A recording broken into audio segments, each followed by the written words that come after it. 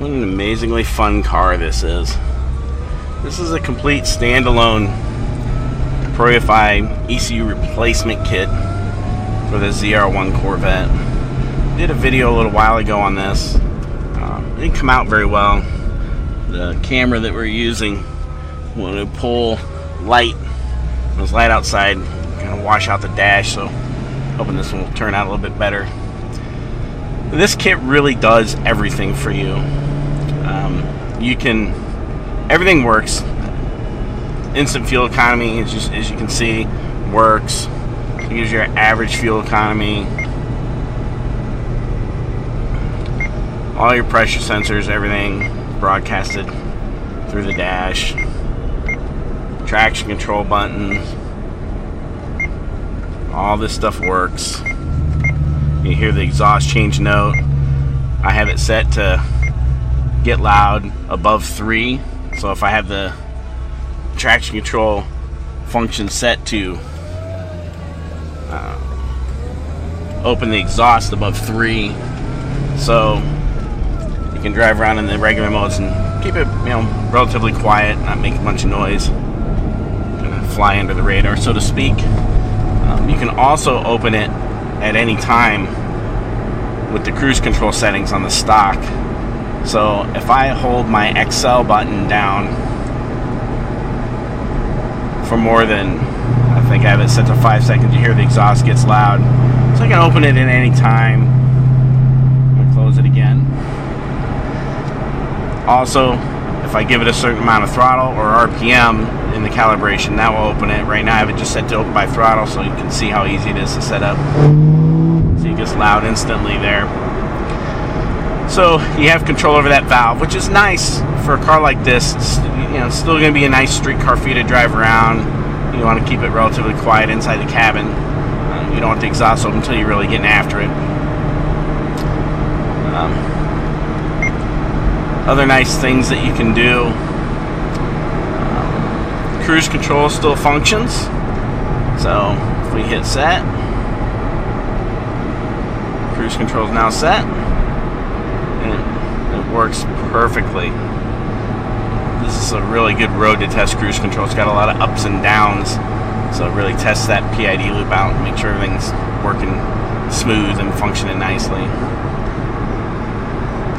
So you maintain your cruise control. Everything on the car remains. You don't lose anything. What you do gain is really good control over power, and the ZR1 adds a degree of difficulty with that, just because of the blower. And by the time you add an upward pulley, a lower pulley, cam, headers, all that, they make so much torque so fast, it's really hard to control the tire. Well, we have control over the bypass valve, and we work it just like a boost controller, with a couple of exceptions. Since version 5's come out, if you don't have it, you should already be on it. But we can change gear or boost pressure, target boost pressure, by RPM and gear. So I don't use it a lot on turbo cars, but on a supercharged car like the ZR1, you almost have to have it, because that makes so much torque with gear multiplication. It's undrivable. Without this kind of power control, this car makes in excess of 800 horsepower wheel. It's really undrivable on street tires, and even on drag radials on certain pavements, it's going to be really tricky to control. Even on good pavement in the lower gears, it's just hard to control when you're exceeding 800 foot-pounds of torque at 2,000 RPM in first gear. You just can't control it unless you're able to reduce power and then control it through the traction control strategy that we have. And the traction control strategy controls the throttle as well as timing and cut. So as the tires start to spin, it automatically rolls the throttle out of it. Obviously this is calibratable, so the base calibration has this set up, but otherwise you would have to go in and calibrate that. But it rolls the throttle out at a fast rate, and then you can control the rate at which it rolls throttle back in. It also reduces timing, so it controls the tire very well. In this particular car, I have logs, and I'll show them in a later video, but I can get it to the point where it just literally holds a 5-mile-an-hour slip all the way through third gear, just slightly spinning the tire, and it just gives you maximum acceleration regardless of the pavement surface. This particular pavement is where I do a lot of my testing. It's a very smooth asphalt. It's older asphalt. Doesn't have a lot of grip. This car will spin the tires in fourth gear pretty violently if I don't have traction control on. So you really have to be careful, especially two-lane highway, not much shoulder, things like that. A lot can go wrong without this type of traction control. So what you're going to see here is how well we control boost in each gear, and I'm going to demonstrate that. Go ahead and turn around here. As you can see, the whole time we're driving, I had the cruise control on. It was perfectly smooth and kind of doing its job, just like the factory, which is what we shoot for. We always, that's the gold standard, is what the factory is able to accomplish for drivability and functionality. So I'm going to point your attention, while we wait here, to the boost set point. Okay, right now I have the clutch in, clutch out. So a different target boost for launching the car, different target RPM as well.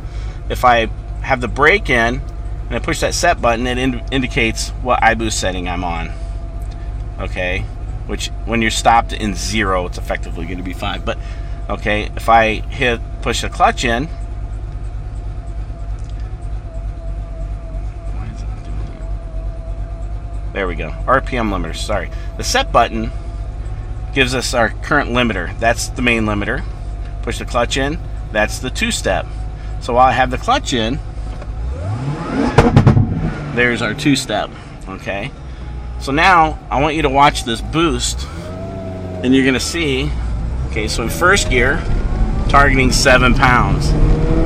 Okay, and as I accelerate, you'll see that number. Well, in first gear it doesn't go up. I leave it 7 pounds the whole time. But now I'm in second gear, it's at 9.6 pounds. And as I accelerate, in the second gear, I've got it at 10 pounds pretty much the whole way up. I'm ramping it in by RPM, so over 3,000, I'm kind of all the way up. So now I'm in third gear, and as I accelerate, you'll see the boost is climbing, the target boost. Fourth gear, I'm starting off at 10. Now I'm at 17. I'm not going to go into fifth and sixth, so I'm going to be speeding too much. But you get the idea, and it really helps control the car. So I'm going to drop it down into third gear and hit it real quick just so you can kind of watch and see how this works. Feel it.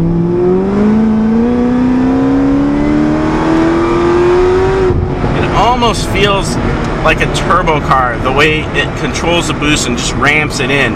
Supercharged cars kind of, you hit that peak torque and then it's just accelerating. It doesn't continue to give you that pull, that rush that you feel from a turbocharger. But you can't get away with it on a car like this. You have to ramp in the power, especially on the street, on street tires, or you're never going to hook it up. If we go back and look at the log, you're going to see that the boost is controlled so well that the tires are just slightly spinning through third gear, and it allows you to get maximum acceleration. The car's safer to drive, much more controllable, a lot less driver input. You don't have to pedal the car. You just let it do its thing and the computer handles it for you, regardless of the traction that you have available. You get on pavement that has more traction, it just hooks better. The computer interferes less. It doesn't have to get involved. You just have the traction, so it just uses it. It's so important to have on a vehicle like this.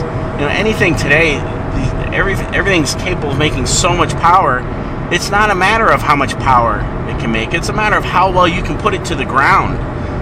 It's just the way it is now. And a lot of these guys that I talk to are like, oh, I can accomplish that on the factory ECU. Well, without getting too involved, you really can't. If this car was on the stock ECU right now and just recalibrated for these pulleys, I would be making max power all the time. I'd have to drive this car. This is on the stock Pilot Sports. I would have to be driving this car all the time. Well, if I'm a really good driver, I can accomplish a fair amount. But there's too many unknowns for you to be consistent as a really good driver on various pavements, changing pavements, on the street, on the track conditions change. All these conditions can change. So you don't know what you're going to have to deal with or when you have to react. Well, the computer is always monitoring the tire slip, and it can respond long before you know that the tires have gone away. Half the time when I'm driving this car, I look at the logs and I'm like, I didn't even realize the car was spinning right there. It catches it so fast and controls it so well. So it's a big deal. People dismiss that a lot, but it's a really big deal. Right now I've got 46% ethanol in here, so my tune is getting pretty aggressive because I've got plenty of octane to deal with on this car. I can run this at on pump gas, it's fine. Which obviously, since we have flex fuel, doesn't matter what the ethanol content is. The computer automatically changes it. Those of you know ProFi know we do this better than anybody. The blend for target AFR, target timing, your mixture targets, they all can blend between a gas map and an ethanol content map. Your boost gets limited by ethanol content, all that kind of stuff. All that is done automatically. So there's just a lot that you can really do with this kit. The traction control that ProFi affords, again, second to none. We spend a lot of time at the track developing those strategies and testing them and improving them.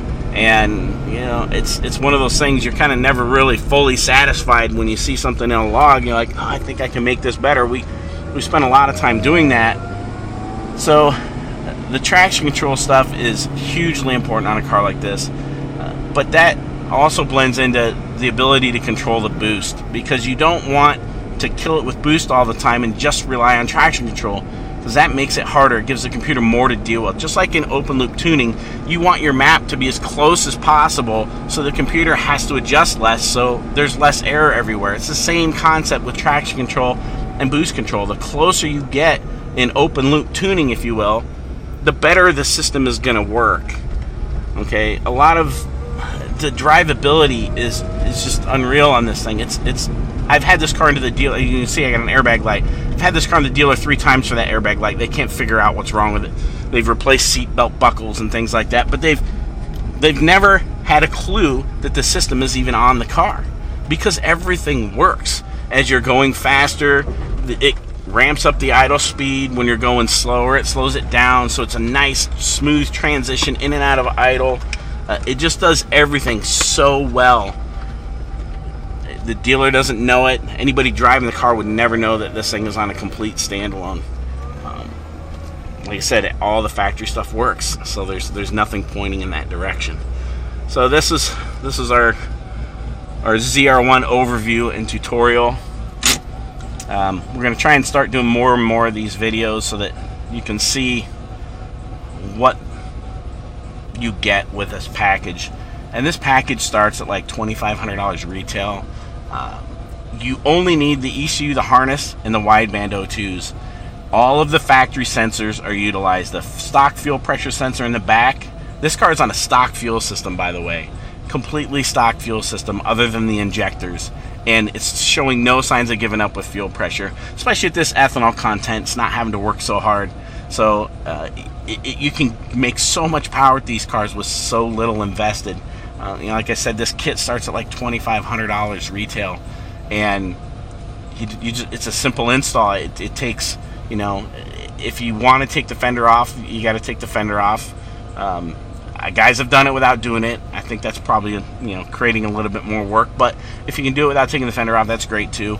But the whole install maybe takes you 3 hours. And you don't have to add map sensor, you don't have to add inlet sensor, you don't have to add fuel pressure. All that stuff is done on the car, and it picks up a lot of things through CAN, so just everything works so well. So that's our ZR1 overview.